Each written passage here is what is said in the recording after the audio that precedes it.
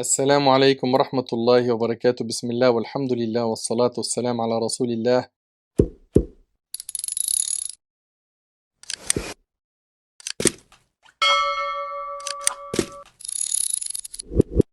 وعلى آله وصحبه ومن والاه. رب اشرح لي صدري ويسر لي أمري واحلل عقدة من لساني يفقهوا قولي. Mes frères et sœurs, parlons aujourd'hui avec l'aide d'Allah Tabarak wa Ta'ala de l'importance du jour du vendredi. Comme vous le savez, Allah Tabarak wa Ta'ala crée et choisit qui il veut, Azza wa Jal. Allah Tabarak wa Ta'ala a créé les anges, et parmi les anges, il a choisi, comme vous le savez, et élu et favorisé Jibril alayhi salam. Il a créé, Azza wa Jal, les prophètes, l'élu parmi toutes les créatures. Et comme vous le savez, notre bien-aimé Muhammad sallallahu alayhi wa sallam. Allah tabaraka wa ta'ala a créé la terre, et comme vous le savez, il a fait que les meilleurs endroits sur terre sont les mosquées. Allah tabaraka wa ta'ala a créé les mois, et le meilleur mois est le mois de Ramadan. Il a créé Azza wa Jal les nuits, et la meilleure nuit, comme vous le savez, c'est la nuit du destin. Allah tabaraka wa ta'ala a créé les jours, et le meilleur jour de la semaine, c'est le jour du vendredi. Ahbab al-Kiram, le jour du vendredi a une grande importance et une place particulière auprès de notre Seigneur Azza wa Jal. Allah tabaraka wa ta'ala l'a choisi parmi les jours de la semaine pour être la fête de la communauté musulmane. Comme vous le savez, Allah tabaraka wa ta'ala a parlé du vendredi dans le Coran.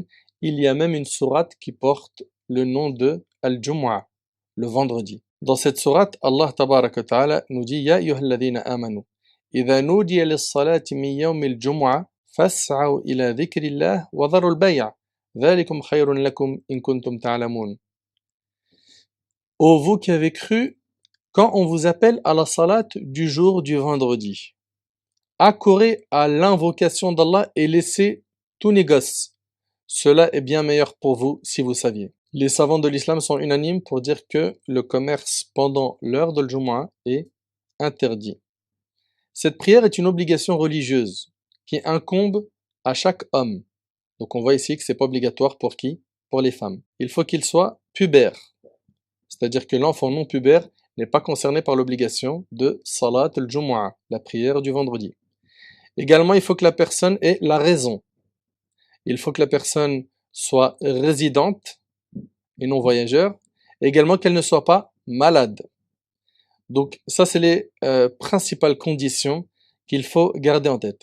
Et puis, il y a énormément de bienfaits dans ce rassemblement hebdomadaire des musulmans pour la prière du vendredi. Car les musulmans apprennent à faire connaissance entre eux. Ils s'entraident dans les actes de bienfaisance et la piété. Ils écoutent le discours de l'imam le jour du vendredi. Ils apaisent leur cœur, rechargent leur foi. Ils ordonnent le bien et interdisent le mal. Ils apprennent leur religion. Ils se conseillent mutuellement. Donc c'est un rendez-vous très important pour chaque musulman et chaque musulmane. Et permettez-moi d'aborder quelques aspects techniques avant de rentrer dans les mérites de ce jour. Quelques aspects techniques qui concernent la prière du vendredi. Son temps. Le temps de Salatul Jumu'ah, la prière du vendredi, commence quand exactement? Le temps de la prière du vendredi commence au temps de Dhuhr et prend fin au temps du Asr. D'accord? Donc vous avez tout ce laps de temps pour prier Salatul Jumu'ah. Et d'ailleurs, je recommande aux responsables des mosquées qui ont leur mosquée dans la même ville que d'autres mosquées d'essayer de faire en sorte de ne pas avoir les mêmes horaires de Jumu'ah pour permettre aux uns et aux autres d'accéder à la mosquée qui rentre dans son timing. C'est important. Faites ce calcul. Des fois, il arrive que dans une ville, il y ait 3 mosquées et les 3 ils prient à la même heure. Ça peut handicaper certaines personnes qui ont du mal à quitter le travail pour venir prier la Jumu'ah à l'heure qui a été fixée par ces mosquées. Donc essayez de faire en sorte, dans la même ville, d'arranger cela. Barakallahu fikum. On a donc dit que le temps de l'Jumu'ah, c'est le temps de Dhuhr à Asr. Le temps de Dhuhr, vous le savez, hein, le Dhuhr il rentre quand le soleil décline du zénith, n'est-ce pas? Dès que le soleil décline du zénith, eh ben, le temps de Dhuhr et également de Jumu'ah est entré. Son temps donc, c'est ce moment-là. Et ça, c'est chez la majorité des savants des quatre écoles. C'est l'opinion de l'imam Malik, de l'imam Al-Shafi'i, d'Abu Hanifa, rahimallahu al-jami'. L'imam Ahmad, rahimahullah, autorise de prier al-Jumu'ah qabla al-zawal, avant le zénith. D'accord? Avant le zénith. Et donc, on a, comme vous le savez, des mosquées qui, en été, vont prier la prière de al-Jumu'ah à 13h30, au lieu de 14h, alors que le Dhuhr, il est à 14h, en été, ici, en France. Donc, ils vont s'appuyer sur cette opinion de l'imam Ahmad rahimahullah. Pourquoi? Parce que pour eux, c'est un moyen de faciliter aux gens de venir prier et de partir directement à leur travail. Alors, je recommande, mes frères et mes sœurs, bien évidemment, de respecter la divergence. D'accord? Quand il y a divergence dans le fiqh et que la divergence est fondée, certes, il faut la respecter. Mais, restons avec l'avis de la majorité des savants ici, qui consiste à dire que Al-Jumu'ah, on l'a pris quand le temps de Dhuhr entre. Et si on a peur pour nos fidèles, qu'on fasse en sorte que la khutbah ne soit pas trop longue, pour qu'ils puissent regagner leur travail rapidement. De cette manière, on aura mis en pratique l'opinion de la majorité des savants. Il se base sur plusieurs arguments, notamment le hadith rapporté par l'imam Muslim, d'après Salama ibn al-Akwa' radiyallahu anhu, qui a dit « Nous accomplissions la prière du vendredi en compagnie du messager d'Allah sallallahu alayhi wa sallam quand le soleil était à l'inclinaison. إِذَا زَالَتِ الشَّمْسِ » Puis nous rentrions en suivant l'ombre. Il cite encore comme argument le hadith rapporté par l'imam al-Bukhari d'après Anas ibn Malik radiyallahu anhu, selon lequel le prophète sallallahu alayhi wa sallam accomplissait la prière du vendredi quand le soleil était à l'inclinaison. Et puis, comme vous le savez, si jamais quelqu'un arrive et rate la prière avec l'imam, on lui dit quoi? De prier Dhuhr, 4 rak'at, n'est-ce pas? On est bien d'accord sur ça. Si jamais le fidèle, en été, en France je parle, je suis précis, à 13h30 en été, alors que la prière de Dhuhr se prie à 14h, supposons qu'il arrive à 13h30 et l'imam il a déjà fini la prière. À ce moment-là, qui va dire à ce fidèle, prie 4 rak'at maintenant? On va lui dire, attends que le temps de Dhuhr entre pour prier 4 rak'at, n'est-ce pas? Tout ça conforte bien l'avis de la majorité des savants, qui consiste à dire que le temps de la Jumu'ah, c'est le temps de Dhuhr. Ça, c'est donc l'opinion de la majorité des quatre écoles. Et concernant le début du temps de la khutbah, Ibn Abd al-Barr, rahimahullah, il dit que le temps de la khutbah et la salat doivent se faire après zawal. D'accord? Après que le soleil est décliné du zénith. Pas avant. Même la khutbah Jumu'ah. Et c'est l'opinion de la majorité des savants des quatre écoles. Fabarakallahu fikum. Essayez au maximum, au lieu d'imiter, de faire copier-coller sur toutes les mosquées, et de dire que, comme tout le monde en était pris plus tôt que prévu, eh ben on fait comme eux. Essayez plutôt de vous rapprocher de l'opinion de la majorité des savants. Et puis si vous prenez le pays le plus hanbalite, celui qui suit le plus l'imam Ahmad dans le monde, c'est l'Arabie Saoudite. L'Arabie Saoudite, il prie la Jumu'ah ba'd al-zawal. Il ne prie pas qabla al-zawal. Essayez donc au maximum de faire en sorte que la salat de Jumu'ah se fasse, comme on a dit, après al-zawal. D'accord? Et mettez-vous d'accord avec l'imam pour que ce soit pas trop long, afin de ne pas handicaper les fidèles quand ils retourneront dans leur travail. La prière de Jumu'ah est composée de 2 unités de prière. Si jamais tu as manqué une unité de prière avec l'imam, une fois qu'il aura fait le salut final, tu te lèves et tu rajoutes une raka. Tu fais ton tashahhud et tu fais salam. D'accord? Maintenant, si tu es venu après la 2e inclinaison de l'imam, c'est-à-dire que tu n'as pas rattrapé une raka avec l'imam. Et vous le savez qu'on rattrape une raka avec l'imam quand on a pu rattraper l'imam quand il était incliné. Donc moi je suis venu alors que l'imam il s'est relevé de la 2e inclinaison. Donc dans le concret je n'ai pas rattrapé avec lui une raka. J'en ai pas fait une avec lui. À ce moment-là, dès qu'il fait le salam, je me lève, je fais 4 rak'at. Aussi parmi les règles, quand on rentre dans la mosquée, chez l'imam Al-Shafi'i et l'imam Ahmad, on ne s'assoit pas avant de faire quoi? 2 rak'at de salutation de la mosquée. Ils ont des arguments, notamment le hadith de Sulayk al-Ghatafani, radiyallahu anhu, où le prophète sallam, il a demandé aux compagnons de ne pas s'asseoir, il a même interrompu son discours pour lui dire lève-toi et prie 2 rak'at, de faire 2 rak'at et de les écourter.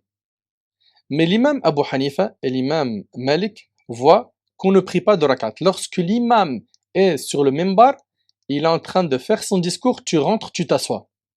Ça c'est l'opinion de l'imam Malik et d'Abu Hanifa. Et bien évidemment, ils ont leurs arguments. Ils ont comme argument où le prophète sallam, il a vu quelqu'un enjamber les rangs, c'est-à-dire qu'il était en train d'essayer avec ses jambes de passer au-dessus des gens pour se trouver une place. Le prophète sallam, il lui a pas dit fais 2 rak'at et assieds-toi. Il lui a dit ijlis faqad adhayt, assieds-toi, tu as causé du tort. Et on voit ici que quand on rentre dans la mosquée, on est en retard, on n'enjambe pas les gens.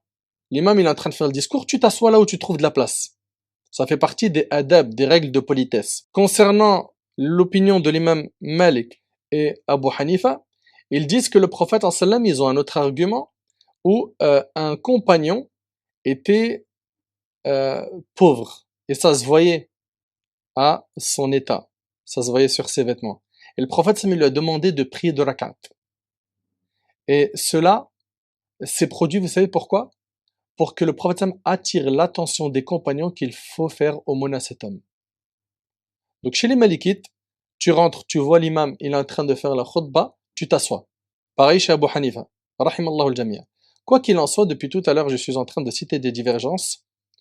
Celui qui suit une école particulière, qu'il la suit. D'accord? Et qu'il ne critique pas ceux qui ne suivent pas les mêmes opinions que lui. Mes chers frères et sœurs, après avoir vu ce petit côté technique, parlons de ce jour qui est très important.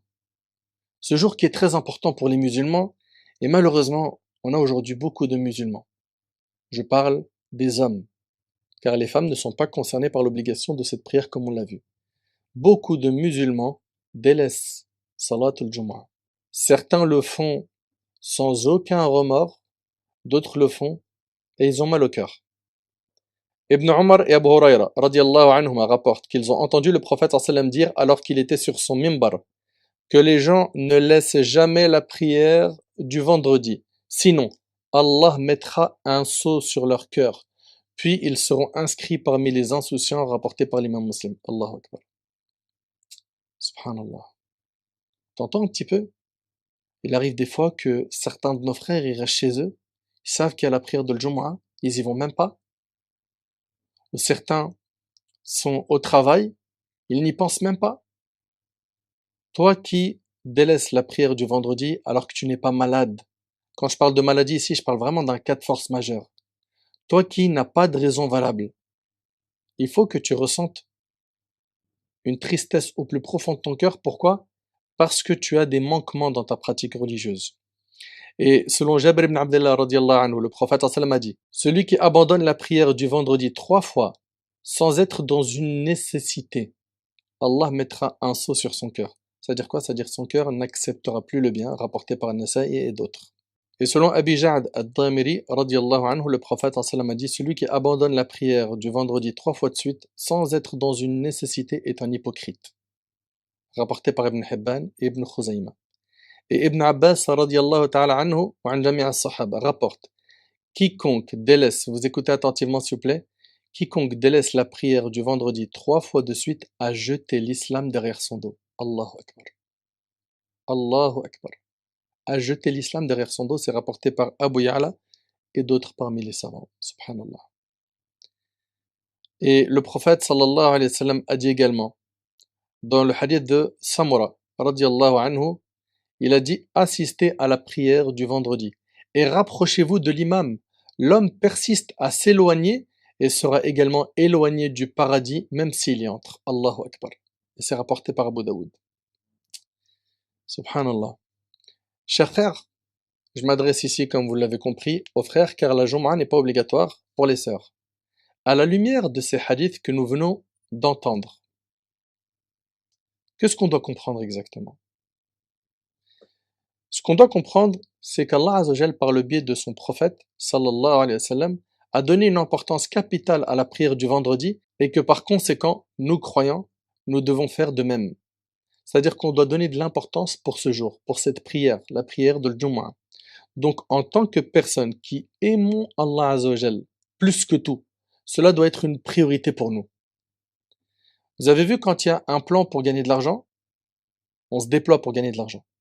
Si pendant le créneau de l'Jumu'ah, on te proposait de gagner 5000 euros, comment auraient été tes négociations, comment aurait été ton organisation, ton timing pour gagner ces 5000 euros? T'aurais tout fait. Là, on parle du paradis d'Allah Tabarak wa Ta'ala.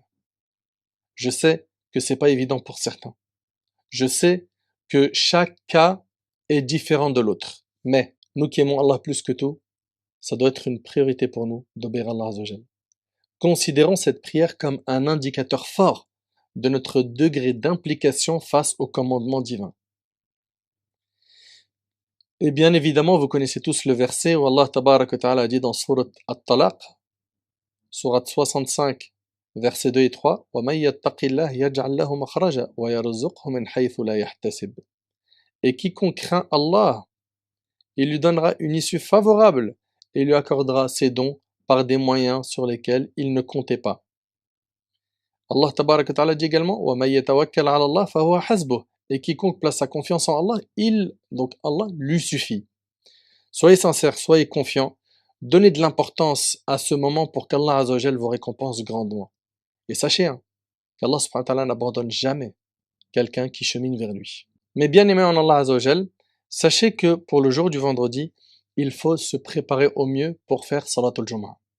Pour cela, il est recommandé de prendre une douche. Et c'est recommandé et non obligatoire. Bien que vous allez me dire, mais attends, le prophète sallallahu alayhi wa sallam, il a dit Ghuslu yawm al-jumu'ah wajib ala kulli muhtalim. La douche pour le vendredi est obligatoire pour toute personne pubère. Le prophète dans un hadith, il dit Man tawadda yawm al-jumu'ah fabiha wa ni'mat. Quiconque fait ses ablutions le jour du vendredi, il a fait une bonne chose. Wa man ightasala fal ghuslu afdal.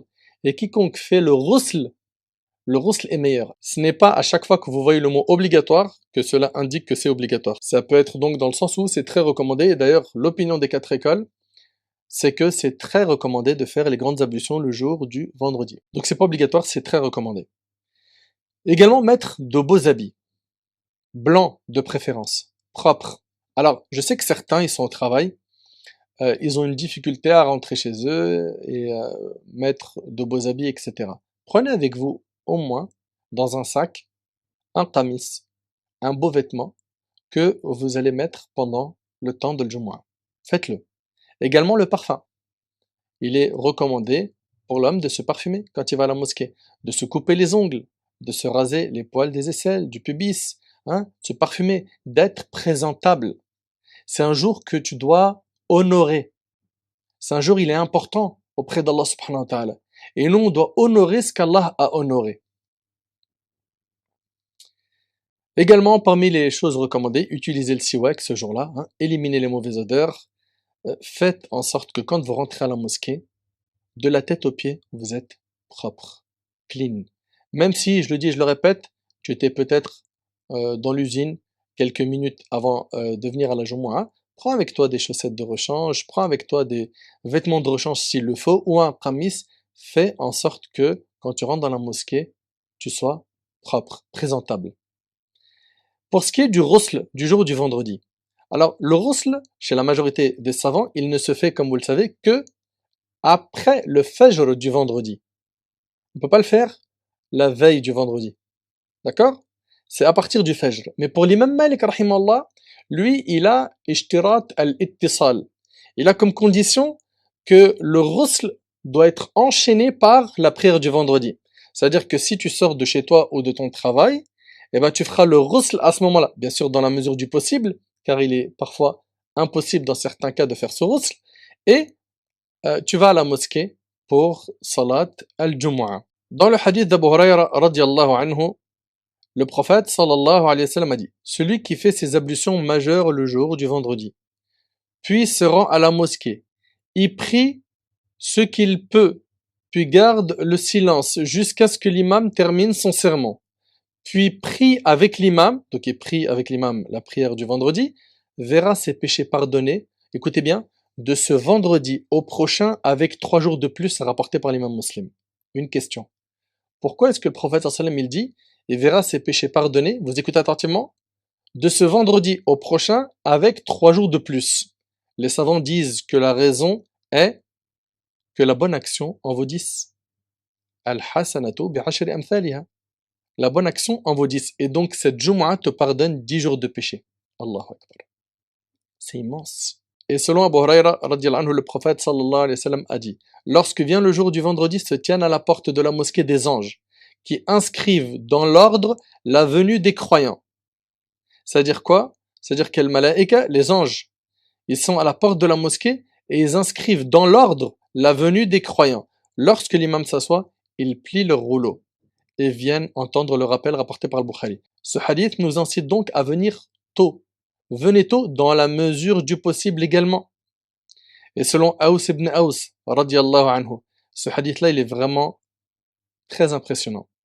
Le prophète, sallallahu alayhi wa sallam, a dit: celui qui fait ses ablutions majeures le jour du vendredi et lave sa tête, sort tôt.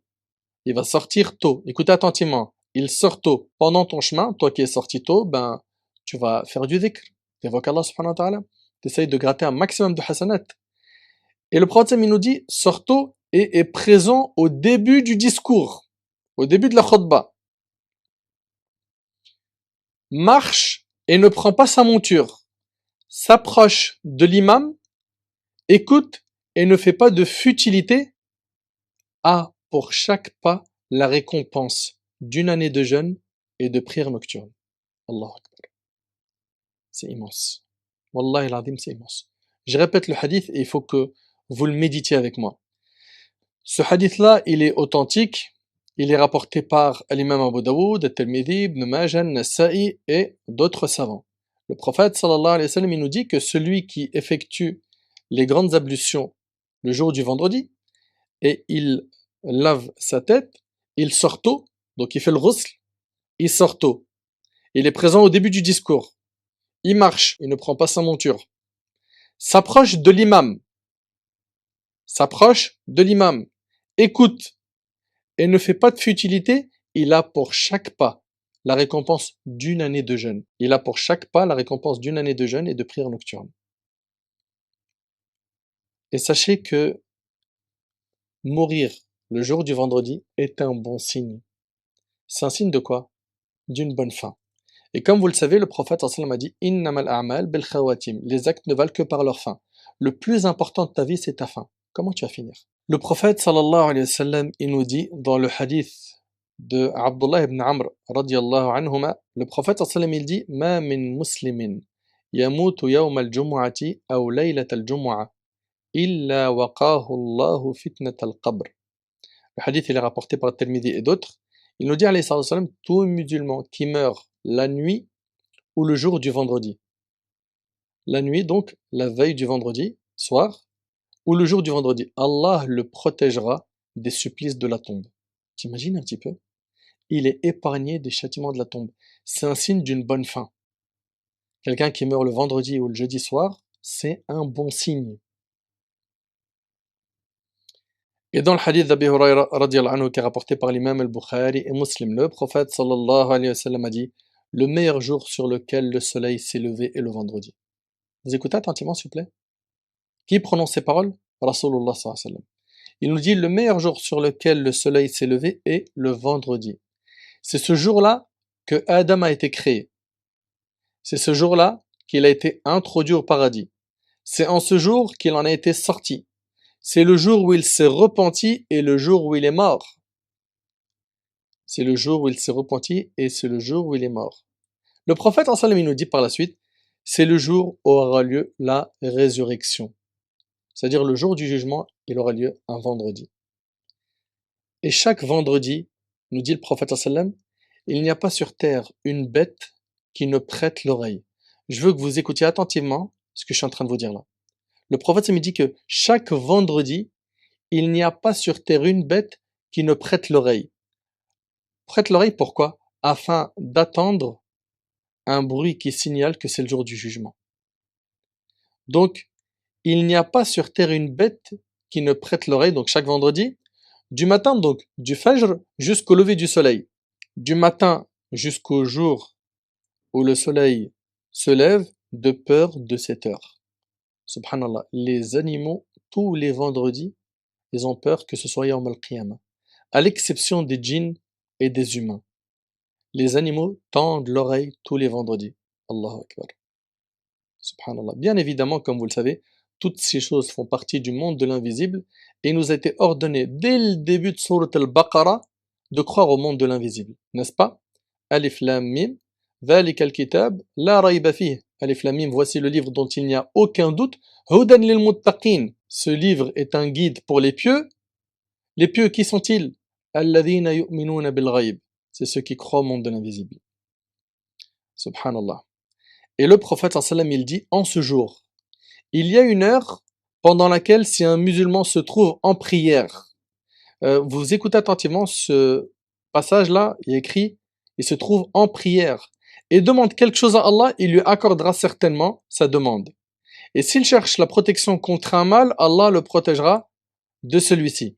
Alors, vous le savez que ce moment-là, c'est ce qu'on retrouvera dans d'autres hadiths après Salat al-Asr.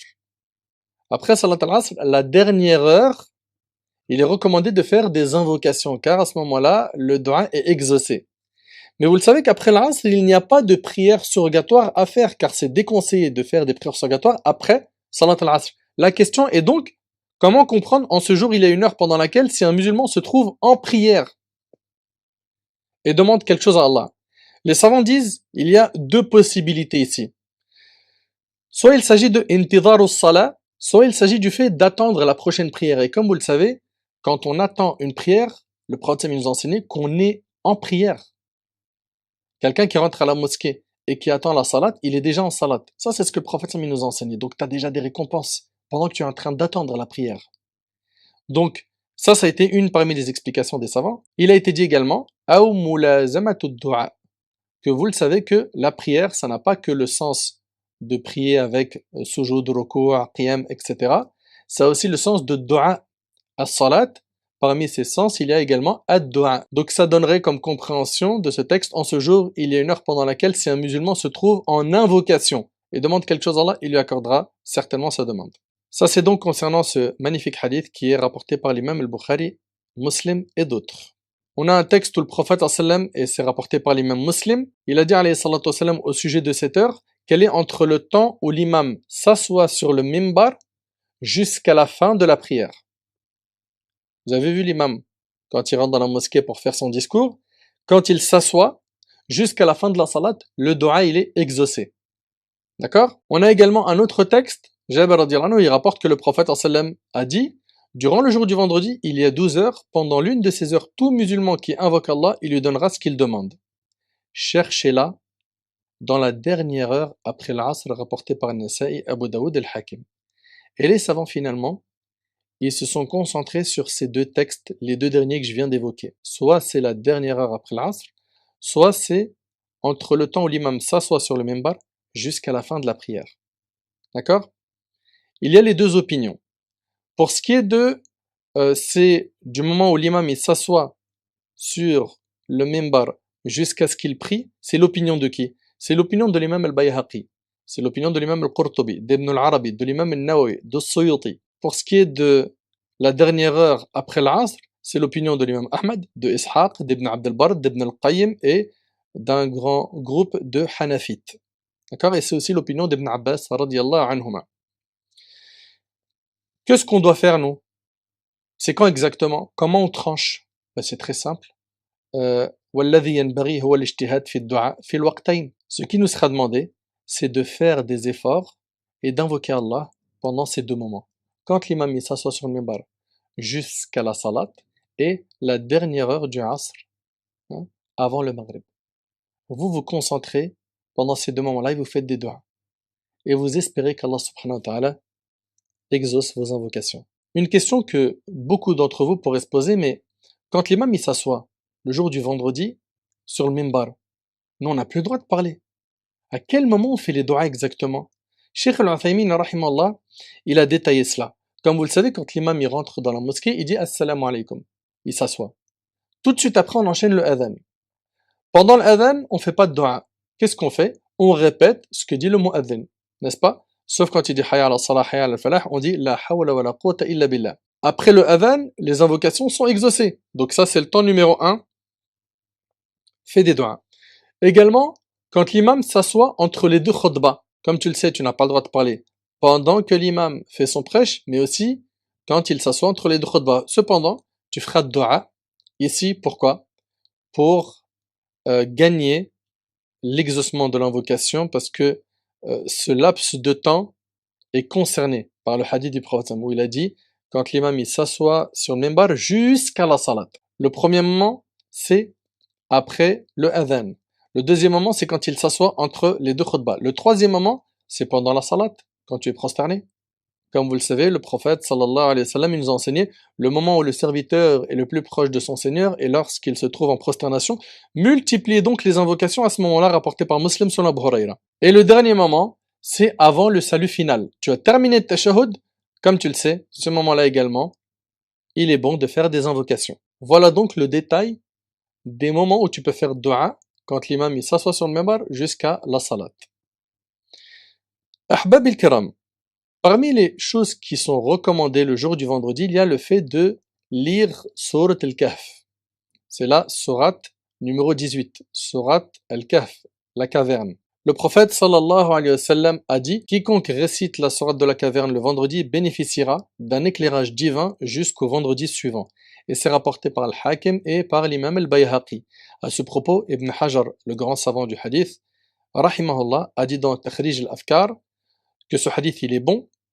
Puis il a ajouté, c'est le plus crédible qui est rapporté à propos de la récitation de Surat al-Kahf, voire Fayd al-Qadir.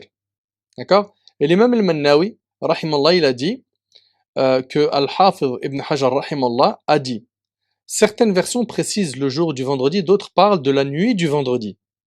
Pour les réconcilier, il faut entendre qu'il s'agit de la journée et la nuit du vendredi. Donc Surat al-Kahf, je peux la réciter la nuit du vendredi, mais également le jour du vendredi. Qu'est-ce que je gagne? Le prophète sallallahu alayhi wa sallam, il dit, il bénéficiera d'un éclairage divin jusqu'au vendredi suivant. Concernant ce que les savants ont dit sur cet éclairage divin, ils ont dit wal ma'na anna man qara'a surat al-Kahf fi yawm al-jum'a kana dhalika mani'an lahu min al-ma'asi hadiyan ila as-sawab ma bayna al-jum'atayn. Ils ont dit que celui qui lit surat al-Kahf le jour du vendredi, cela l'empêchera de faire des péchés. D'accord? Ça le guidera vers les bonnes actions entre les deux vendredis. Et également, il a été rapporté par les savants que ça sera une lumière qu'il aura dans cette vie et aussi le jour du jugement. Wallahu a'lam. Les choses qu'il faut éviter le jour du vendredi. Le prophète sallallahu alayhi wa sallam, il nous dit dans le hadith d'Abi Huraira qui est rapporté par Ibn Majah, celui qui s'amuse avec les cailloux durant le sermon a commis une frivolité. L'imam An-Nawawi rahimallah a dit à son sujet, c'est une interdiction de s'amuser avec les cailloux ou autres frivolités pendant le sermon. On entend par frivolité dans le hadith une conduite blâmable et récusable. S'il te plaît mon frère, pendant que tu es devant l'imam, essaye de rester concentré, connecté à l'imam. Évite de jouer avec ta montre, ton portable, de répondre à SMS, de nettoyer tes lunettes. Oublie tout ça. Reste concentré avec l'imam. Et ne parle pas. Dis pas à quelqu'un, il est quelle heure? Dis pas à quelqu'un, tu veux de l'eau? Dis pas à quelqu'un, oh il fait chaud quand même, hein. Oh l'imam aujourd'hui ça a été un peu long, sa khutbah il finit quand? Non, non, non, non, parle pas. D'après Abu Huraira radiallahu anhu, le prophète sallallahu alayhi wa sallam a dit, si tu dis à ton compagnon, tais-toi, au moment où l'imam prononce son sermon, tu auras proféré une vaine parole, rapporté par Bukhari et Muslim. Et puis, le prophète sallallahu alayhi wa sallam, il a également interdit d'enjamber les gens. T'arrives, tu vois qu'il n'y a plus de place dans la mosquée, tu t'assois là où tu trouves de la place. Tu commences à passer au-dessus des épaules des gens pour finalement serrer deux personnes qui sont déjà très mal assises. C'est quoi ce comportement, subhanallah? Ce n'est pas ce que le prophète sallallahu alayhi wa sallam nous a enseigné. Le prophète sallallahu alayhi wa sallam il a donc dit à cet homme qui enjambait les gens, Ijlis faqad adhayt, assieds-toi, tu as fait du tort, tu as mal agi, et c'est rapporté par Abu Daoud. Et dans un hadith rapporté par Tirmidhi, selon Sahl ibn Mu'adh ibn Anas al-Juhani, selon son père, le prophète sallallahu alayhi wa sallam il a dit, celui qui enjambe les gens le jour du vendredi alors qu'ils sont assis, emprunte un pont vers la géhenne. Allahu Akbar. Faites attention, Allah barik fikum. Bien évidemment, les savants ils sont unanimes sur le fait que celui qui enjambe les gens, écoute attentivement, hein, sa prière n'est pas invalide. D'accord? La majorité des savants disent que c'est déconseillé d'enjamber une personne quand l'imam il est en train de faire son discours. Ok? L'imam Malik rahimallah, il dit que c'est permis sans problème bila karahiyya qabla julusihi ala al-minbar, avant que l'imam il s'assoie sur le minbar. Mais dès qu'il commence son discours, chacun reste à sa place. Ô vous qui priez la prière du vendredi, félicitations. Vous ne savez pas ce qui vous attend le jour du jugement. D'après Abu Moussa al-Ash'ari, radiyallahu anhu. Le hadith il est rapporté par Tabarani ibn Khuzayma. Écoutez attentivement. Le prophète sallallahu alayhi wa sallam a dit, les jours vont être rassemblés à la résurrection. C'est-à-dire le lundi, mardi, tous les jours seront rassemblés le jour du jugement. Les jours vont être rassemblés à la résurrection tels que, sauf le vendredi qui sera blanc rayonnant. Les siens, ceux qui prient le Jumu'ah, écoutez bien, hein, l'entoureront comme une mariée qu'on mène à sa maison conjugale. Allahu Akbar, ça c'est le jour du jugement. Hein. Il leur éclairera et ils marcheront dans sa lumière en étant blancs comme neige. Ceux qui faisaient salat al-Jumu'ah, ils seront blancs comme neige, leur odeur comme du musk. Tu sentiras bon. Et plongeront dans des montagnes de camphre. C'est le parfum. Et puis, les djinns et les hommes les regarderont avec étonnement. C'est-à-dire ceux qui ne priaient pas la Jumu'ah. Ils les regarderont avec étonnement entrer au paradis. Personne ne se mêlera à eux, sauf les mu'adhin, ceux qui faisaient l'adhan, résignés. On vous a dit le hadith, il est rapporté par l'imam al-Tabarani. Pour terminer, ahbab al-karam, selon Aws ibn Aws radiyallahu anhu, le prophète sallallahu alayhi wa sallam a dit, le vendredi est l'un de vos meilleurs jours. C'est un vendredi que Adam a été créé. C'est un vendredi qu'il est mort. C'est un vendredi qu'on soufflera dans la trompe pour la résurrection et les créatures seront foudroyées. Pendant ce jour, écoutez attentivement s'il vous plaît, augmentez vos prières sur moi. Vos prières me sont présentées. Ils dirent, ô messager d'Allah, comment nos prières te seront présentées alors que ton corps sera consumé? Il reprit, Allah a interdit à la terre de manger le corps des prophètes. Mon frère, profite donc du vendredi, ainsi que toi ma sœur, pour prier sur le prophète sallallahu alayhi wa sallam. Dis, Allahumma salli wa sallim ala nabiyyina Muhammad. Prie sur lui. Et comme vous le savez, celui qui prie sur le prophète sallallahu alayhi wa sallam une fois, Allah en retour priera sur toi 10 fois. Et quand tu pries sur le prophète, qu'est-ce que tu es en train de demander? Tu es en train de dire, Ya Allah, fais l'éloge du prophète sallam dans les nobles assemblées, c'est-à-dire auprès des malaïkas. En retour, Allah va t'évoquer toi en bien 10 fois auprès des anges. T'imagines un petit peu? Donc voilà grosso modo, ahbab il-karam, ce que vous devez apprendre et comprendre concernant le vendredi. Bien évidemment, vous n'oubliez surtout pas le respect du voisinage de la mosquée. Que ce soit avec vos voitures, vous gênez pas les voisins. Que ce soit avec les attroupements. On voit des fois dans certaines mosquées tellement de voitures stationnées que le bus n'arrive plus à passer. Que des personnes handicapées ont besoin d'accéder aux places handicapées mais ils peuvent pas. Parce que certains fidèles, sous prétexte qu'ils sont pressés, ils stationnent n'importe où. Il arrive parfois que certains se garent dans des angles de rue où ils bloquent la circulation. Est-ce que c'est ça le comportement du musulman? Que ce soit dans les rassemblements du Eid, Tarawih ou bien de Jumu'ah, on fait attention au stationnement, on fait attention au voisinage, on fait attention au bruit, on fait attention aux attroupements, on fait attention aux places handicapées, on fait attention à ne pas jeter nos poubelles par terre. Et les responsables des mosquées vous le disent et le répètent souvent. Chacun d'entre nous est responsable. Et il suffit sur les centaines ou les milliers de fidèles qui viennent pour prier le vendredi qu'une personne se gare mal pour que tout le monde parle mal de la mosquée. Et qu'à la fin, ce soit les musulmans, dans leur ensemble, qui sont pointés du doigt par le voisinage. Par la suite, il peut y avoir des problèmes avec la mairie, etc., etc., etc. Barakallahu fikum, prenez tout ça en compte. Soyez clean et irréprochable. Allez faire salat et gagnez des hasanat et n'en perdez pas. Ne vous disputez pas avec vos frères. Ayez beaucoup de miséricorde ce jour-là. Ayez beaucoup de miséricorde ce jour-là. Faites attention aux personnes âgées. Faites attention au respect des rangs. Faites attention au comportement. Faites attention à la bonne entente. On vient à la mosquée pour gagner des hasanats, pas en perdre. Il y en a certains qui viennent et qui crient dans la mosquée, des disputes qui n'ont ni queue ni tête. On va pas à la mosquée pour ça. On va à la mosquée pour gagner des hasanats. Qu'Allah subhanahu wa ta'ala vous protège, vous récompense. Voilà un bref résumé. Ce qu'il y avait à dire, j'ai sûrement oublié beaucoup de choses. On parlera plus en détail des règles du jour du vendredi lors d'une prochaine vidéo, Inch'Allah. هذا والله أعلم سبحانك اللهم وبحمدك أشهد أن لا إله إلا أنت أستغفرك وأتوب إليك وآخر دعوانا أن الحمد لله رب العالمين